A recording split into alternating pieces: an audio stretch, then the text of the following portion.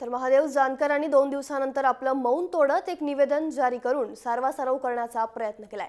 निवेदनात ते म्हणतात की मी कोणालाही शिवी दिली नाही, तर माझ्या वक्तव्याचा विपर्यास करण्यात आलाय आणि गेल्या अनेक वर्षांपासून भ्रष्टाचाराचं मूळ कुठे आहे हे जगाला माहिती आहे आणि या आशयाचं मी काय अनेक लोक अनेकदा भाषणात बोलले। भगवानगडावरील माझ्या भाषणाचे एवढं भांडवल झालं हे देखील विशेष। मी कोणावरही वैयक्तिक टीका केली नाही असं म्हणत महाराष्ट्रातील लोकांचं मन कलुषित झालं असेल तर याबद्दल खेद व्यक्त करत असल्याचं जानकर म्हणतात।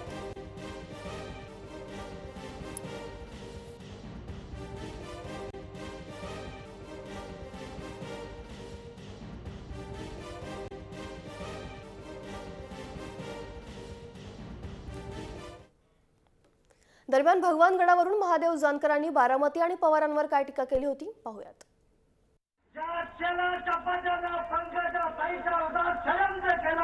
त्याचं नाव बारामती आहे। बारामती भगवान बाबाची शपथ घेऊन सांगतो, बारामतीची वाट लागल्याशिवाय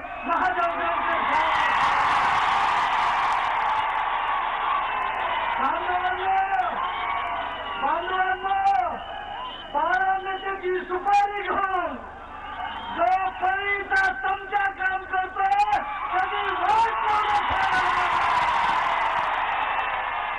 मुंडे साहेबाच्या नावानं ज्यांनी आयुष्यभर विरोध केला तो अजित पवार परळीत आला आणि मुंडे साहेबाचं नाव दिलं। लक्षात ठेवा हे कुठलं षडयंत्र आहे आणि मुंडेच्या बरोबर पंकज आहे, प्रसन्न आहे, महादेव जानकर होऊ शकतो, हा धान्य होऊ शकत नाही। ज्यांनी आयुष्यभर मुंडे साहेबाला वाईट दिला, त्रास दिला, त्यांचं नाव तो सभागाला देऊन अरे तो चमचा म्हणून अजित पवारचा राहिलेला आहे।